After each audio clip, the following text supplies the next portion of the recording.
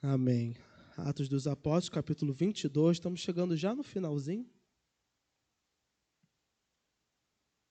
de Atos.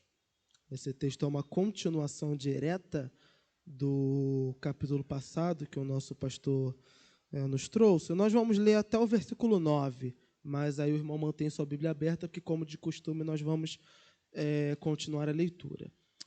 Irmãos e pais, ouçam agora a minha defesa. Isso aqui é Paulo.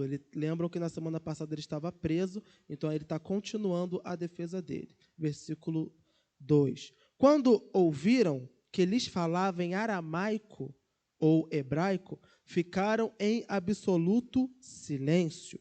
Então Paulo disse: sou judeu, nascido em Tarso, da Sicília, mas criado nesta cidade.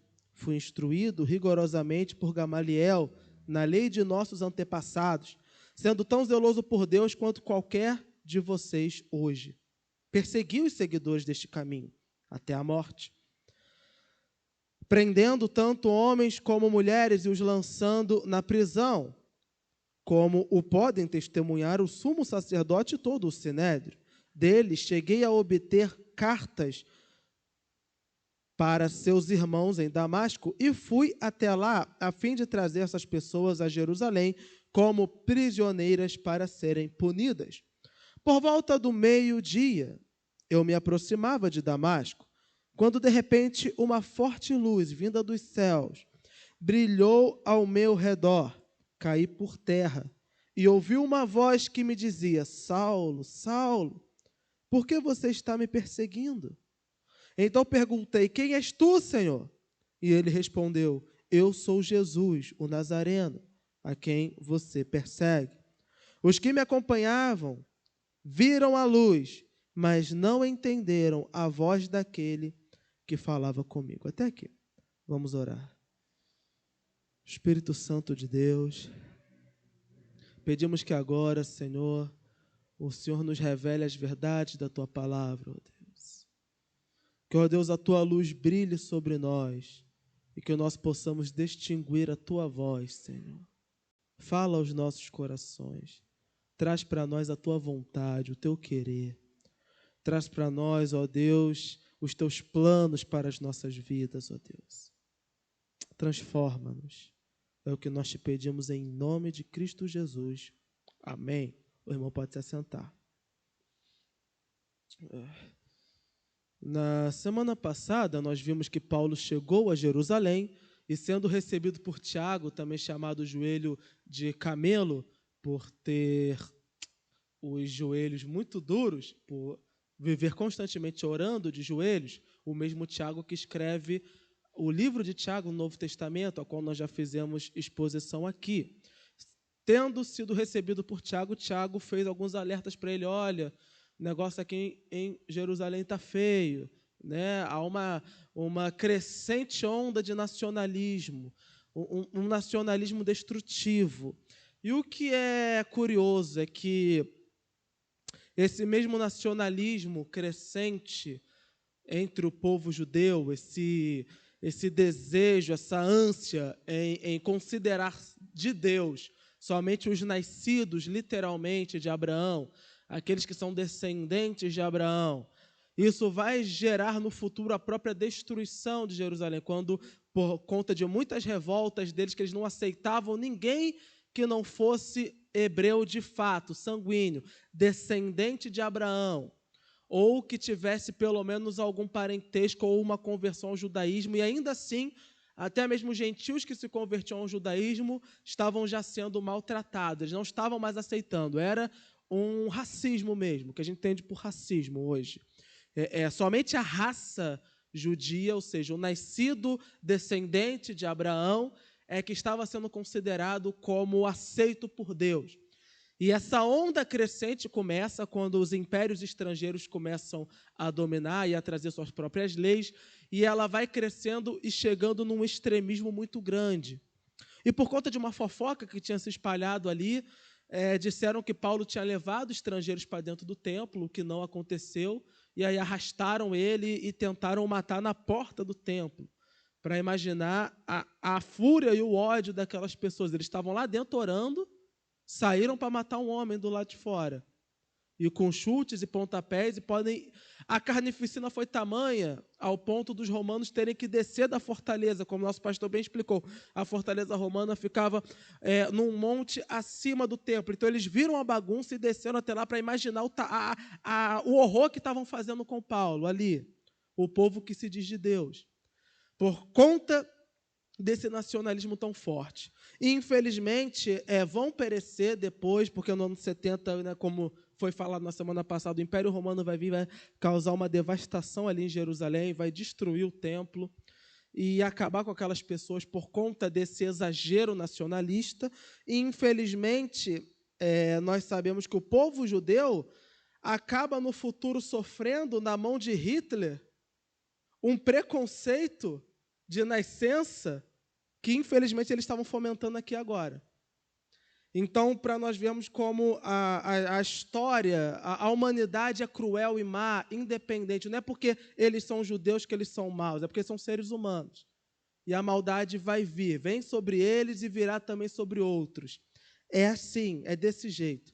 E a onda crescente dessa revolta levou que eles tentassem assassinar o apóstolo Paulo, porque o apóstolo Paulo é chamado pregador dos gentios, ou apóstolo dos gentios, e eles odeiam os estrangeiros, e havia aquela história, aquela fofoca de que ele havia levado um estrangeiro para o templo, o que não é verdade. Quando preso, ou seja, quando os romanos vieram, tiraram ele dali e o levaram, ainda tinha uma fofoca no meio dos romanos, que ele era um egípcio que fez uma revolta, ou seja, cada um dizia alguma coisa.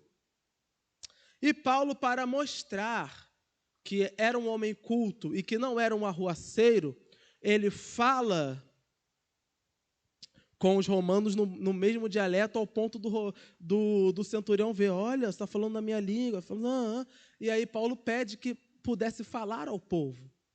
Ou seja, dentro da fortaleza, falar ao povo, e o povo ali do lado de fora querendo matá-lo.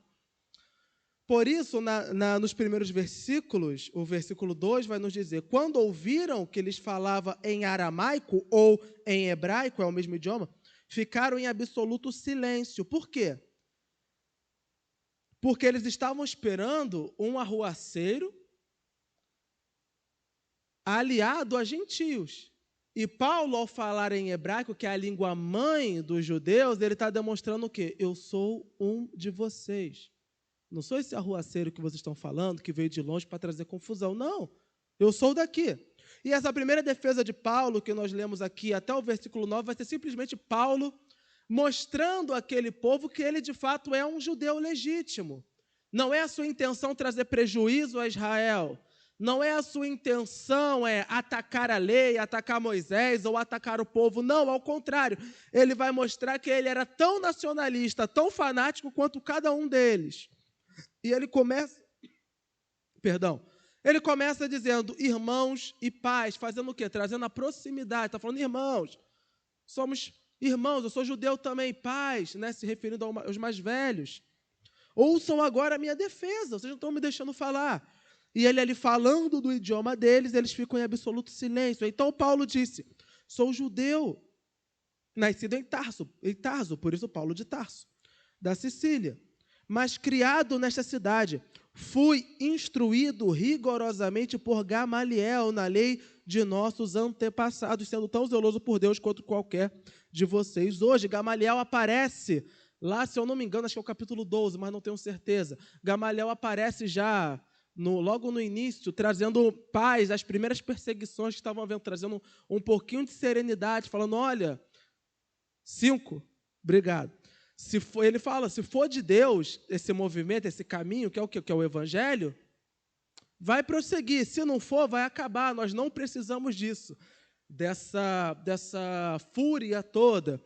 E ele, como grande mestre da lei, grande doutor da lei, ele formou homens de grande conhecimento. Então, Paulo está falando, olha, eu vim de uma escola boa. Eu vim de uma universidade feroz aqui de vocês. Eu fui instruído por Gamaliel. Gamaliel é um homem respeitadíssimo na sociedade judaica. Ele estava mostrando o quê?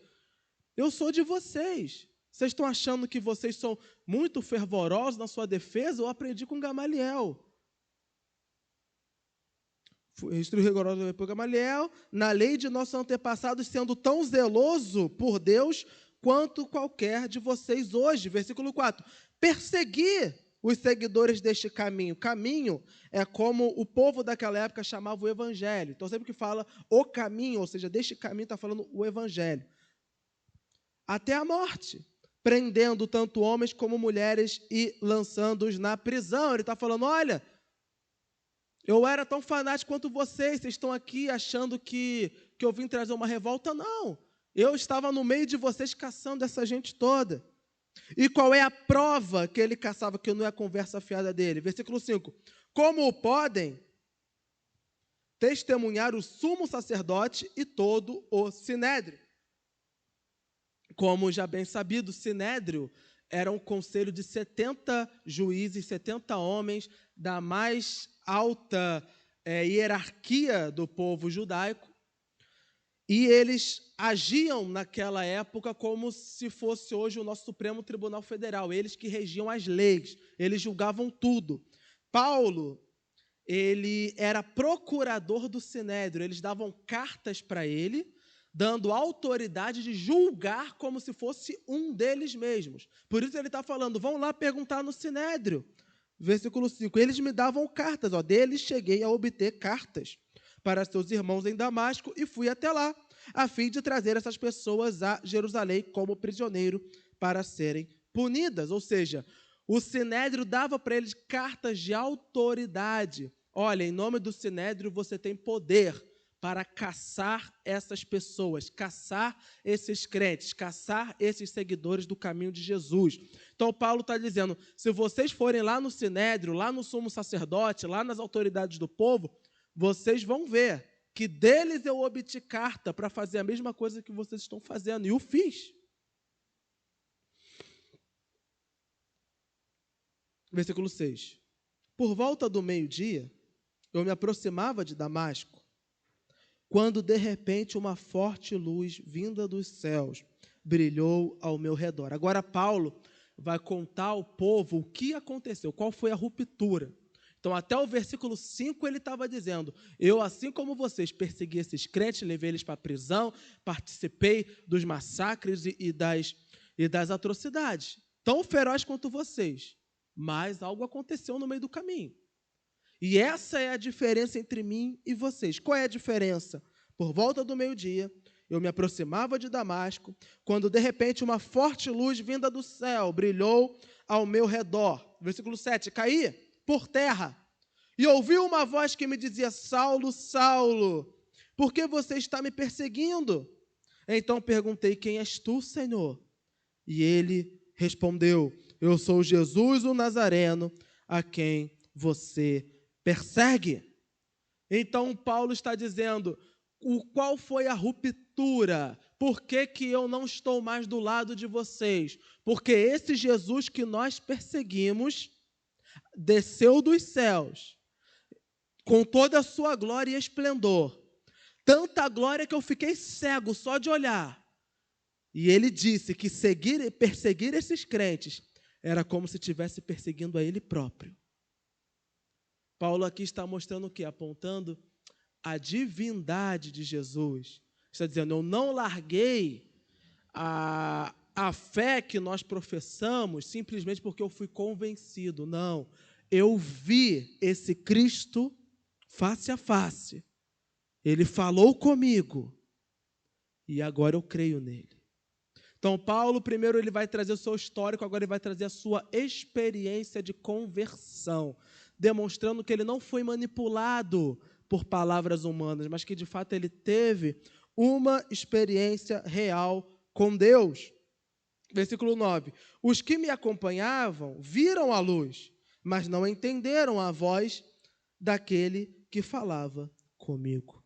Nesses 9 primeiros versículos, nós vemos o que Paulo está apontando como sua defesa e o que Lucas está deixando exposto para nós, é que Paulo é um homem inocente. Ele não trouxe nenhum tipo de dano, nenhum tipo de problema para o povo de Israel. Ele está sendo julgado injustamente.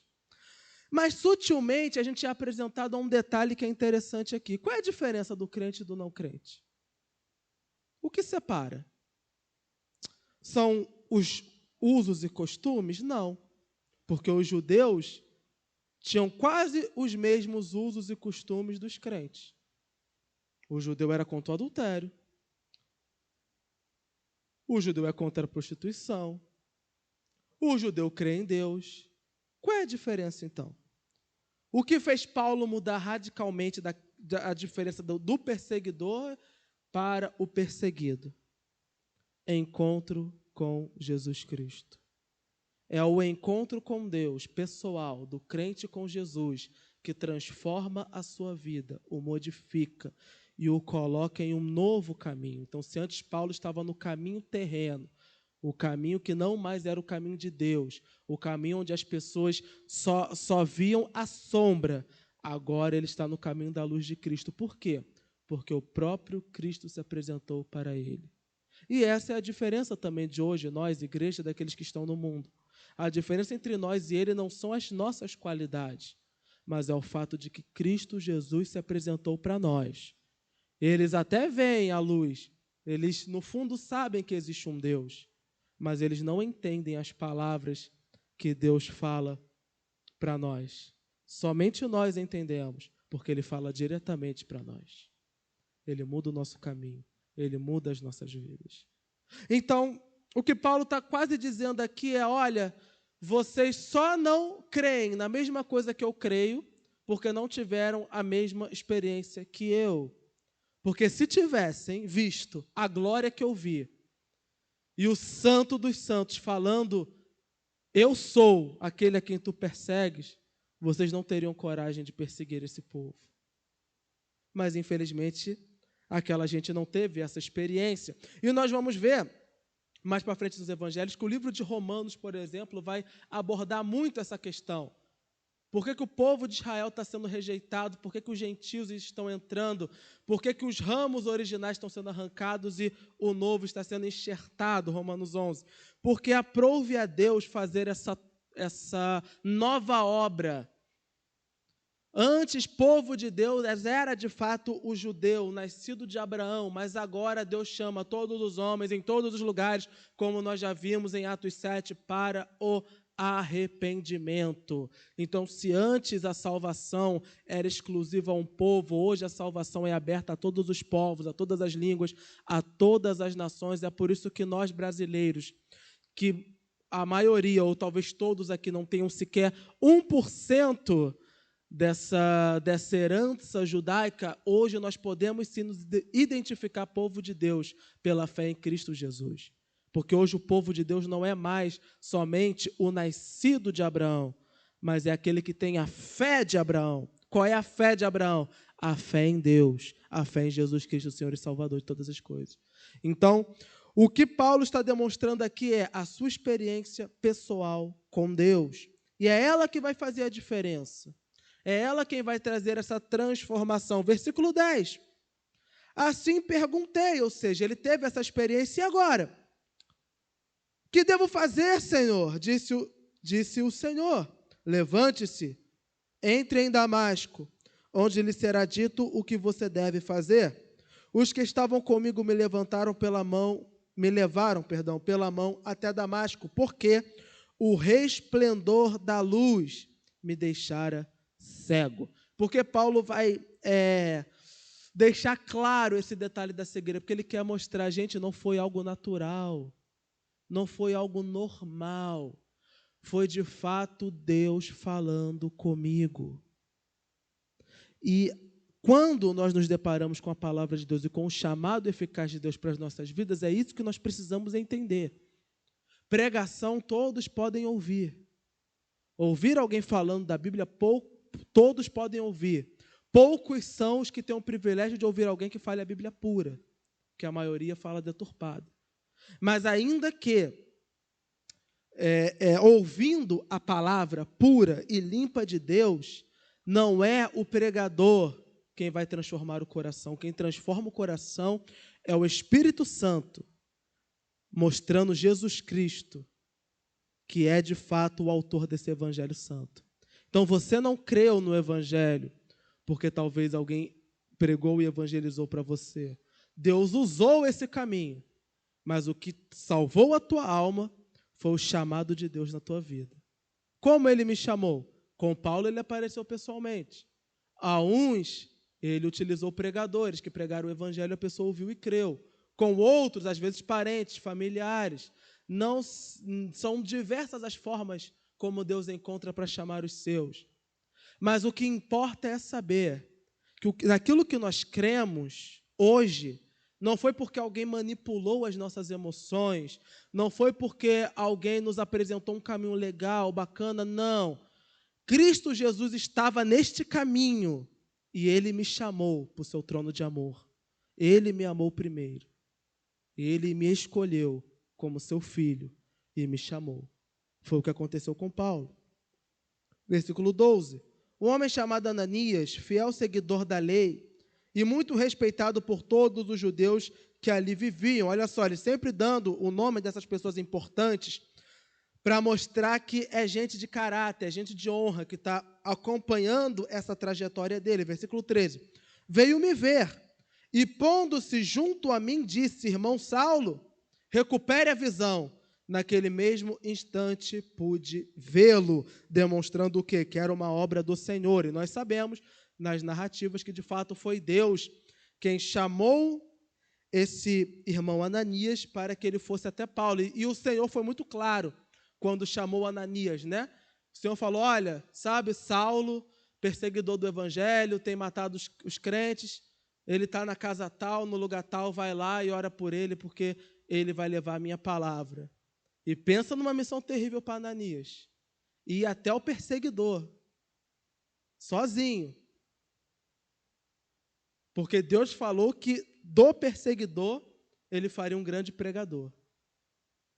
Muitas das vezes, nós como perseguidos, levando o Evangelho, podemos transformar o coração dos perseguidores. Não podemos tentar selecionar a quem o Senhor Deus derramará a sua graça, mas sim estar dispostos a pregar a toda criatura como ele mesmo ensinou. E esse servo de Deus, Ananias, faz isso. Ele vai até a casa dele e, pelo poder do Espírito Santo, ele diz: recupere a visão. E no mesmo instante, Paulo pôde vê-lo. Versículo 14. Então ele disse: o Deus dos nossos antepassados o escolheu para conhecer a sua vontade, ver o justo e ouvir as palavras de sua boca. Você será testemunha dele a todos os homens, daquilo que viu e ouviu. E agora, o que está esperando? Levante-se, seja batizado e lave os seus pecados, invocando o nome do Senhor. Então, o que Paulo está mostrando aqui? Gente, não fui eu que simplesmente dei na minha cabeça e falei: olha, a partir de agora eu vou largar tudo, vou seguir esse caminho. Não, foi Deus desde o começo. Deus apareceu a mim, depois ele me mandou para um lugar, depois mandou o servo dele para aquele lugar, e o servo dele, com o poder do Espírito Santo, me ordenou de que Deus tinha uma obra na minha vida e que eu tinha que fazer. E naquele mesmo instante fui batizado e fui para frente no caminho que o Senhor me deu. Vejam a importância da igreja como um corpo, como um todo. Paulo é o pregador dos gentios, mas foi Ananias que pregou para ele primeiro. Como nós já vimos nos capítulos anteriores com Priscila e Áquila, que ajudaram Apolo, que foi o maior apologista dos tempos bíblicos, da apologética, da apologia. Por quê? Porque ele fazia a defesa do evangelho contra outras doutrinas contrárias. Então, a qualidade dos crentes não é o seu destaque, é a sua unidade. Então, talvez Deus queira fazer na vida do outro irmão algo que não vai fazer na minha. Mas se for da vontade dele me usar como base para que esse irmão siga nesse ministério, louvado seja o nome do Senhor. Por quê? Porque somos um edificando o outro, que a obra de Deus vai crescendo. E foi o que aconteceu aqui. Esse homem Ananias não é o pregador dos gentios, mas ele pregou aquele que o seria. E assim Deus o faz. Então devemos, nos dias de hoje, nunca trazer ao coração que aquilo que nós fazemos na obra de Deus é de pequeno valor. Não é. Não é. Ao contrário. Muitas das vezes, talvez chegará alguém aqui na igreja que pode tornar-se o maior pregador e evangelista da história de Nova Vida, e talvez só o foi, porque foi bem recebido lá no portão, porque ganhou uma cesta do amor quando estava em necessidade, ou porque é uma das crianças que hoje está aprendendo o Evangelho e que vai crescer e se tornar um grande homem de Deus, uma grande mulher de Deus. Nada que nós fazemos aqui é em vão. Deus vai edificando uns aos outros segundo o seu poder, segundo a sua glória. Assim Ele faz. E Paulo, trazendo o nome desses homens, está trazendo seriedade, porque não é gente de bagunça, é gente séria que ele está apresentando aqui. Por fim, né, mostrando, seja batizado e lave os seus pecados, invocando o nome dele. O nome dele é qual? O nome de Jesus. Versículo 17. Quando voltei a Jerusalém, estando eu a orar no templo, caí em êxtase. Vi o Senhor que me dizia, depressa, saia de Jerusalém imediatamente, pois não aceitarão seu testemunho a meu respeito. Eu respondi, Senhor, esses homens sabem que eu ia de uma sinagoga a outra, a fim de aprender e açoitar os que creem em ti. E quando foi derramado o sangue de tua testemunha, Estevão, eu estava lá, dando minha aprovação e cuidando das roupas dos que o matavam. Vejam que o que está aqui entranhado nas palavras de Paulo. É quase como se Paulo estivesse falando, eu fui o responsável pela morte de uma das testemunhas, não irei fugir. Eles sabem que eu ia de sinagoga em sinagoga, caçando os crentes. E algo que o nosso pastor falou na semana passada, que Paulo com certeza teria ainda essa mágoa desse massacre que houve com Estevão, até porque ele estava junto dos diáconos que foram levantados junto com Estevão. Está aqui a prova. Ele sofre até hoje por causa disso, porque ele estava lá, ele cuidou das roupas deles. Como assim? Isso é um sinal de aprovação. Quando as pessoas iam tacar pedra, iam julgar alguém, lançavam as vestes aos pés da autoridade, ali a autoridade dava a aprovação. O que está sendo feito aqui é certo, é correto. Quando eles estavam apedrejando Estevão, Paulo estava ali e ele falou, está certo, tem que matar mesmo, porque ele está pregando coisa errada. E agora vão fazer o mesmo com ele. Estão ao redor para pegá-lo e matá-lo. Ele está mostrando o que? Aquelas pessoas falando, olha, lembra quando vocês matavam Estevão? Eu estava lá. Eu era tão fanático quanto vocês. Por que eu estou aqui? Porque se Deus me salvou, pode salvar a vocês também. Paulo não queria abandonar Jerusalém, porque assim como todo aquele povo, ele também era um daqueles que rejeitavam o evangelho. Por isso ele tinha esse desejo na alma, eu preciso pregar a esse povo, para que esse povo seja transformado da mesma forma como eu fui transformado também. E esse deve ser o desejo de nós como igreja. Devemos olhar para aqueles que ainda não estão no caminho, aqueles que ainda não estão no evangelho, não com desprezo e ódio, mas lembrando de onde Deus nos tirou e tendo consciência de que se Ele salvou a minha vida, pode salvar a vida destes também. Esse é o desejo de Paulo, que essas almas sejam salvas. E por isso ele vai correr risco de morte, para que pelo menos uma alma se converta ao Evangelho. Esse é o poder sagrado do Evangelho de Deus, salvação da alma. E se nós não crermos na salvação da alma, do pior dos pecadores, nós não vamos crer na salvação da nossa própria alma. Porque entre o pior dos pecadores e nós não há diferença nenhuma. Porque Deus nos encerrou todos nós debaixo da desobediência, para com todos usar de misericórdia. Até aí estava tudo bem. O povo estava ouvindo. Vejam que até o momento Paulo não é interrompido. O discurso dele é bem aceito. As pessoas estão ouvindo e falando, olha, ele não é o que nos falaram. Ele é de fato um judeu. Ele aprendeu com Gamaliel. Olha como ele é conhecedor do hebraico, do aramaico. Olha como é que ele fala. Olha essa experiência que ele teve. Esse Jesus que morreu como marginal, apareceu em espírito para com ele. Que coisa impressionante. Mas aí, versículo 21. Então o Senhor me disse, vá, eu o enviarei para longe aos gentios. O que ele está falando? Por que ele não estava em Israel? Por que ele não estava ali em Israel pregando o evangelho?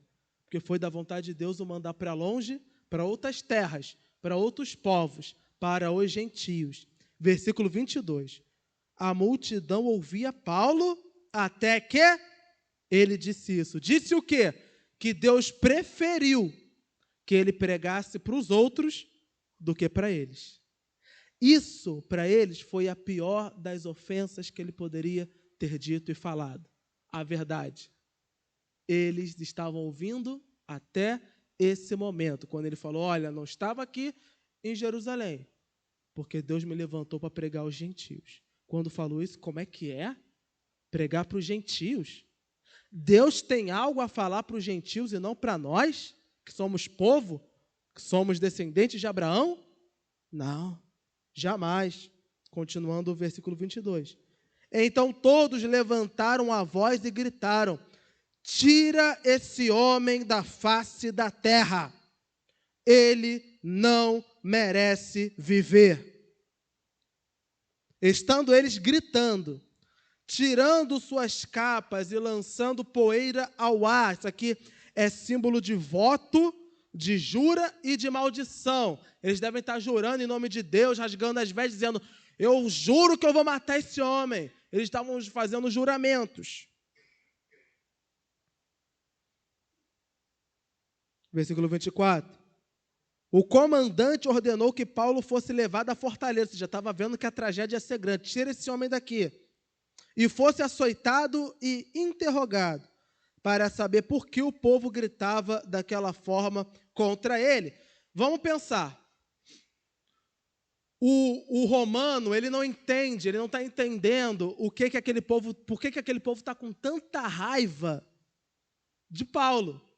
E isso vai lembrar bastante o próprio Pilatos, que não entendia por que o povo queria matar Jesus. Ficava, mas eu não estou vendo o pecado nele, eu não estou vendo razão, o que é? Por que vocês estão aqui querendo matar esse homem? O comandante ficou da mesma forma, olha, vamos levar ele lá para dentro, vamos açoitar, vamos interrogar, alguma coisa esse cara fez. Por que esse povo está querendo tanto pegar ele? Alguma coisa está acontecendo. Desce o chicote, lança o chicote em cima dele. Então, versículo 25.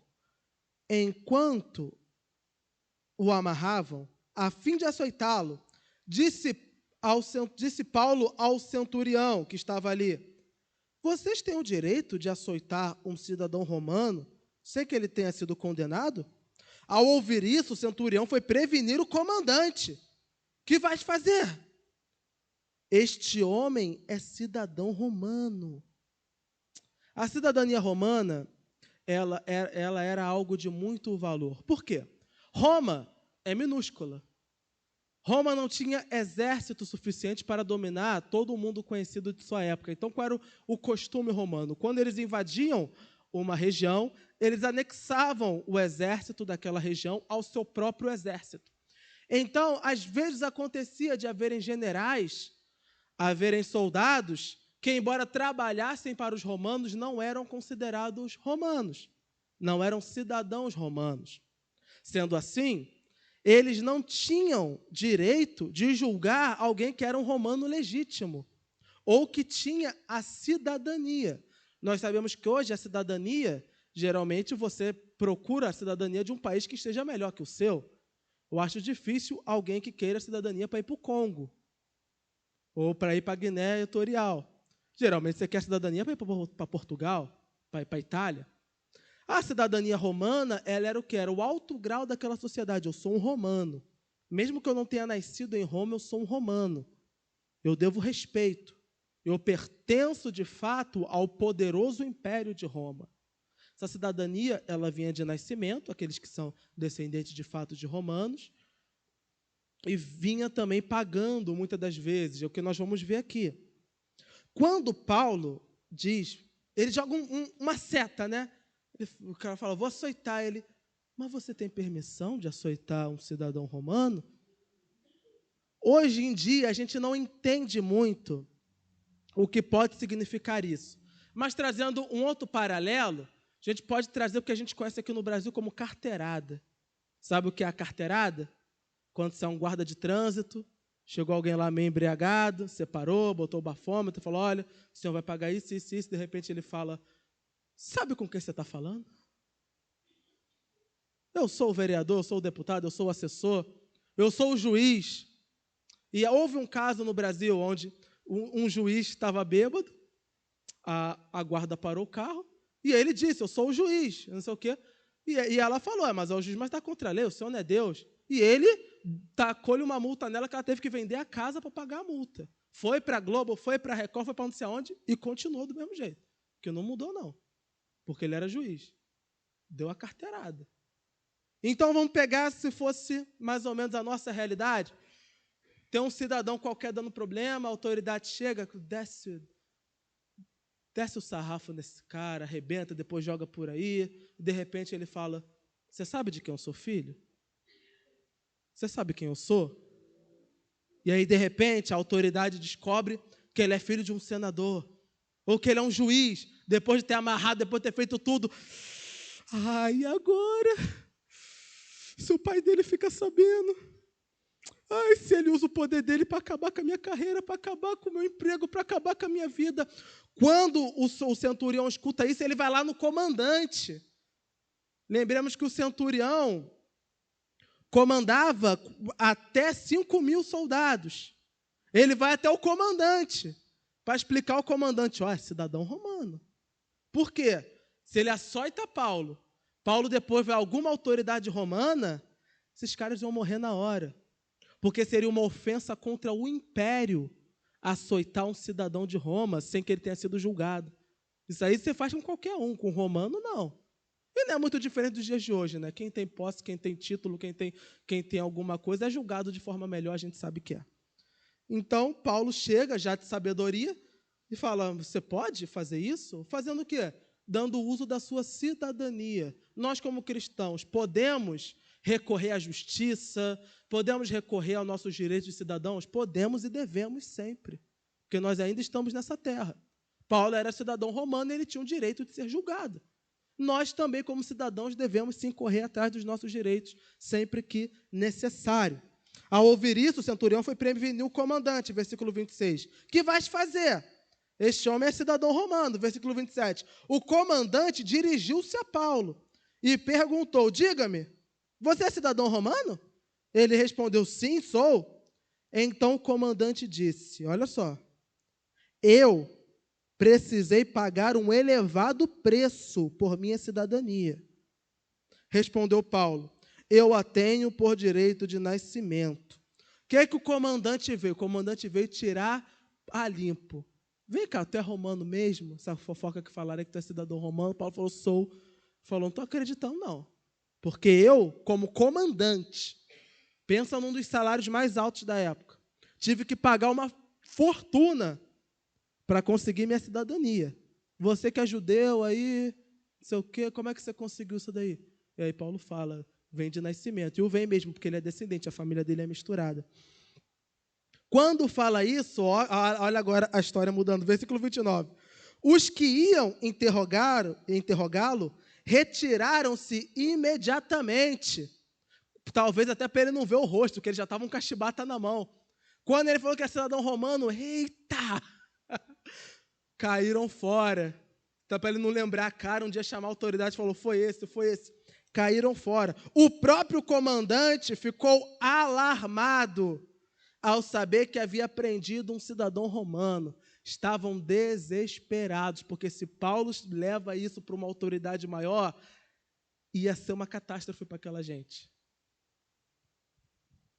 Porque prenderam um cidadão que, para a época, era mais importante que outros. E isso, obviamente, não acontece nos dias de hoje, só naquela época, né? Falar a verdade. Pega um pobre, taca aí na delegacia, fica 10, 15 dias, sabe? Já esqueceram até do que iam julgar. Solta isso daí, não sei o quê. Agora, pega o filho de alguém importante, você vai ficar um dia lá, vai nada. Chama o pai aí, vamos conversar, vamos ver o que acontece, espera o advogado chegar. Sempre foi assim. E, infelizmente, sempre vai ser. Glórias a Deus que Paulo ainda tinha essa moral para não sofrer os açoites. Mas o que a gente tira disso tudo aqui? Lucas, ele está mostrando para o seu leitor, e nós estamos entendendo isso, que ele não cometeu nenhum crime contra Israel e nenhum crime contra os romanos. Nós também entendemos que ele era um perfeito israelita e um perfeito cidadão romano. Por quê? Porque ele cumpria todas as suas obrigações sociais. Ele era um excelente cidadão. E do que nós podemos tirar proveito disso? Muitas das vezes o crente reclama que está sendo perseguido, porém, ele não está sendo perseguido por causa do evangelho, está sendo perseguido porque faz besteira, porque é caloteiro, porque é mau caráter, porque é uma pessoa intragável e ninguém na família tolera, ninguém suporta, e aí ele chora, eu estou sendo perseguido. Não é o caso de Paulo. Paulo era um cidadão honesto, era um homem sério, e era um homem que não devia nada, nem para a autoridade local, nem para a autoridade, vamos jogar entre aspas, federal, que era a autoridade maior, o império que estava acima. Ele era um excelente cidadão. Lucas está pegando a própria defesa de Paulo, para fazer uma defesa da honra de Paulo, para quê? Para mostrar que o evangelho que ele está pregando é sério, porque ele é um homem sério. Ele está mostrando, olha, vocês ouviram falar, né? Que ele foi espancado, que aconteceu isso, que aconteceu aquilo, mas lê lá o que eu escrevi, a biografia que eu escrevi dele, para vocês verem o que aconteceu. Não tinha acusação nenhuma contra ele. Não houve. Foi tudo baseado em mentiras. Irmãos, nós não devemos ter medo da perseguição se ela for simplesmente por conta do nome de Jesus. Quando a perseguição é por causa do nome de Jesus, ela é bem aceita. Deve ser bem aceita por nós. Porque nós estamos fazendo exatamente aquilo que fomos chamados a fazer, pregar o Evangelho de Deus. Mas se estamos sendo perseguidos pelos nossos erros particulares, então devemos ter humildade, nos arrependermos dos nossos pecados e passarmos a ser cidadãos idôneos, como Paulo era, porque ele era idôneo. Todos viram isso. E agora? O homem é cidadão romano, já foi feita essa catástrofe. Quem vai segurar essa batata? Quem vai segurar esse problema? Porque ele já foi espancado. Foi algemado. E ia ser açoitado. Só não foi porque falou que era cidadão romano. E agora? Quem vai assumir essa responsa? Nós vamos ver que Paulo vai passar quase pelo que Jesus passou. Passar de mão em mão, sendo julgado por um, sendo julgado por outro, até que venha alguém que realmente queira assumir o problema. Por quê? Porque não tem crime nenhum contra ele. Cavam, cavam, cavam e não encontram nada. Versículo 30. No dia seguinte, visto que o comandante queria descobrir exatamente por que Paulo estava sendo acusado pelos judeus, libertou e ordenou que se reunissem os chefes dos sacerdotes e todo o sinédrio. Então, trazendo Paulo, apresentou a eles. Até aqui, a continuidade desta narrativa será na próxima semana. O que o comandante fez? Ele é cidadão romano. Mas o comandante, sabe quando tu fica? Não é possível que esse homem está sendo perseguido à toa. Alguma coisa esse cara aprontou. Não é possível para esse estardalhaço todo, para um homem inocente. Eu não acredito. E ele vai cavar ainda mais, liberta Paulo e fala, reúne o sinédrio, ou seja, reúne todas as autoridades, reúne os sacerdotes, chama todo mundo. E quando a autoridade romana manda chamar, ele está mandando chamar mesmo. Se não aparecer, vai sofrer. Vamos ver qual é a acusação. que vocês, como autoridade, têm contra esse homem. Por quê? Porque ele mesmo não viu nada. Ele não encontrou nenhuma acusação contra Paulo. Isso porque Paulo era um homem perfeito? Não, jamais. Mas porque Paulo, convertido aos caminhos do Senhor, buscava ser um bom cidadão. E se nós podemos tirar desse capítulo é uma aula de cidadania. O povo queria fazer justiça com as próprias mãos, a autoridade chega tentando trazer ordem, mas a autoridade era corrupta, resolveu dar um sarrafo nele sem mais nem menos, e ele deu uma boa aula de cidadania, mostrando que ele era um cidadão romano e que, por isso, ele deveria ser respeitado. E, por conta disso, ganhou aí mais um julgamento público com isso. Mas o que a gente pode tirar, não somente no fato em si, mas de informações espirituais para nós. Primeiro, a perseguição contra o povo de Deus, ela é inevitável. Como nós vimos, não tinha nada contra Paulo, então eles fabricaram acusações contra Paulo. E assim sempre o farão. Não adianta o crente pensar que, tornando-se amigo do mundo, o mundo vai tolerar a igreja. Nunca vai. Nunca vai. Eles sempre darão um jeito de nos acusar. Podemos ser os melhores cidadãos da face da terra. Eles encontrarão um jeito para nos acusar, e se as leis estiverem ao nosso favor, eles vão modificar a lei, se necessário for, para perseguir o povo de Deus. Isso desde a maior autoridade até mesmo o povo mais baixo. Isso sempre vai acontecer. Segundo, o que a gente tira de todo o testemunho de Paulo? Mudança de vida. Ele era igual àquelas pessoas, mas agora ele não é mais igual àquelas pessoas. Nós fazíamos parte do mundo, éramos iguais a eles. Mas agora que conhecemos o caminho, devemos nos perguntar, nós que somos de Deus, somos de fato diferentes? Ou ainda estamos fazendo as mesmas coisas que fazíamos quando éramos iguais a eles? Porque se estamos fazendo a mesma coisa que eles, então tem algo errado. Porque Jesus chamou Paulo para que Paulo tivesse uma vida diferente daquela que ele levava até aquele momento.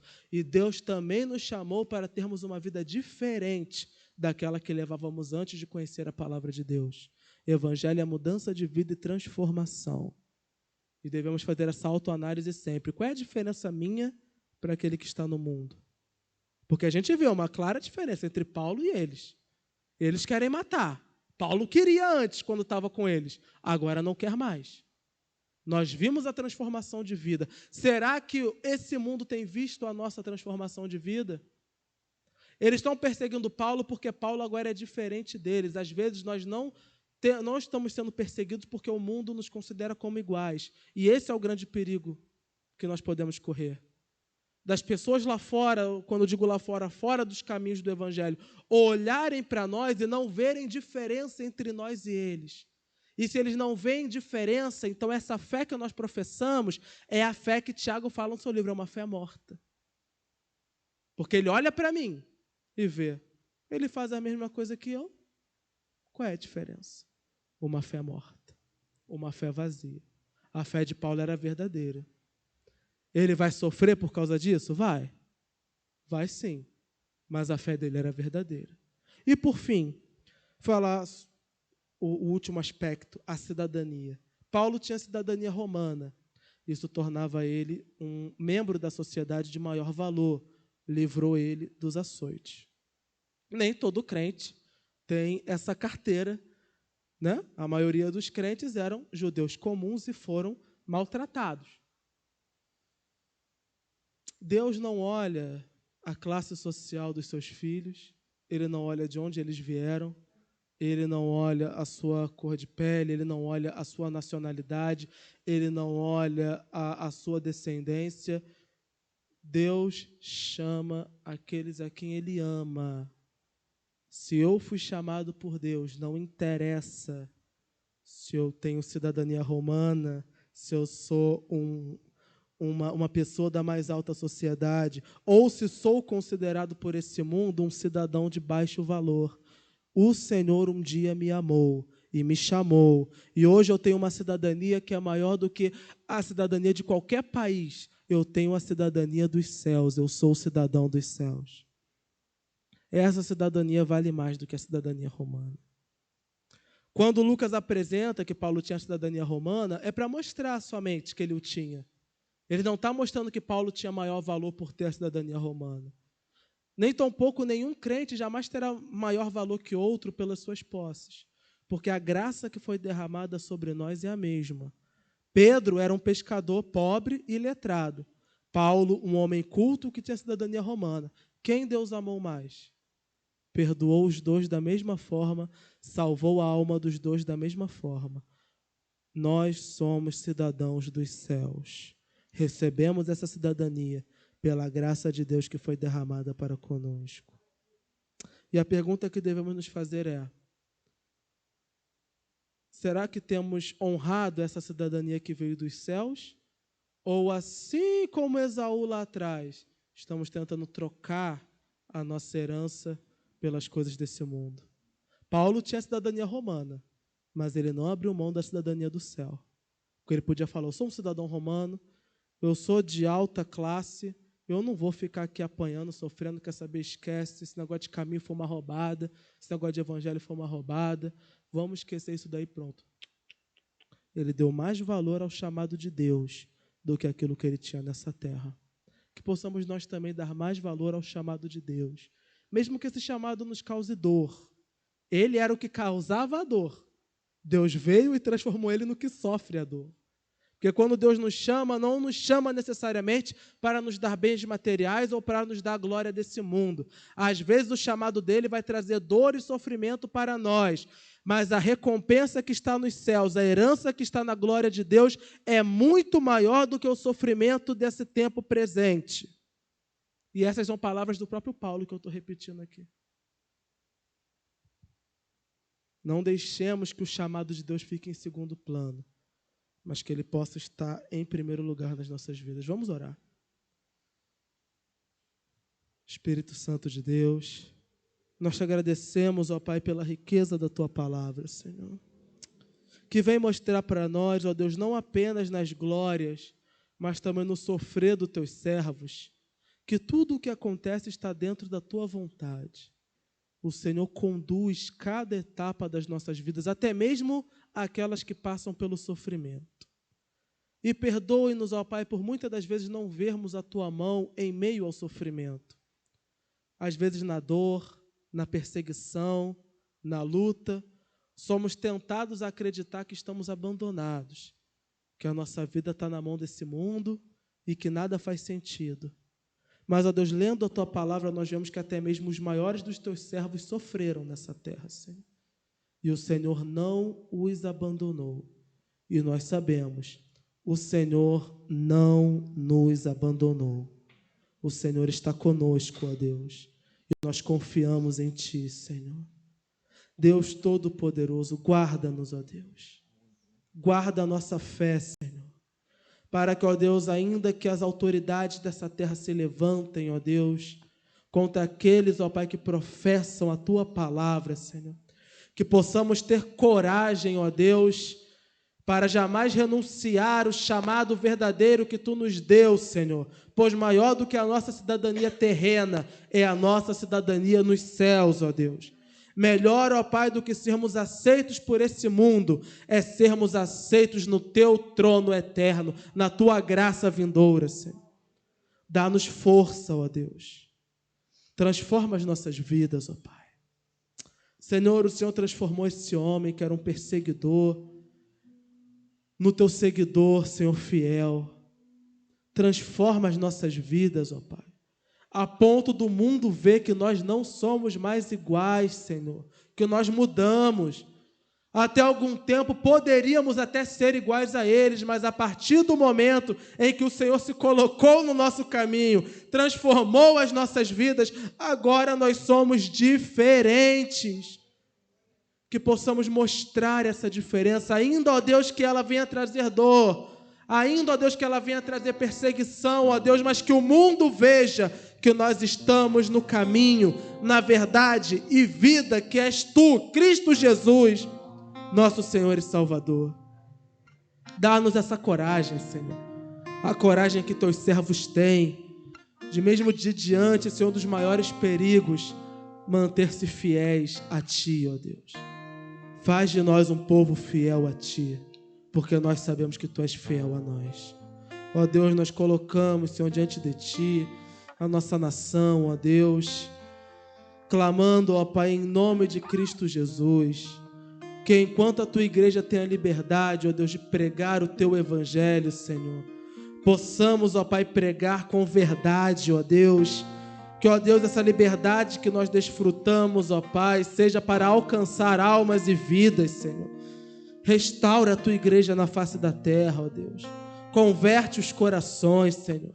Transforma as mentes, ó Deus. Deus Todo-Poderoso, que a Tua igreja seja conhecida, Senhor, não por riqueza terrena, mas pelo caminho que ela prega, o caminho da verdade, o caminho da justiça, o caminho da Tua palavra, Senhor. Ó Deus, limpa-nos, ó Pai, como Tua igreja, como Teu povo. É o que nós te pedimos em nome de Cristo Jesus. Amém e amém.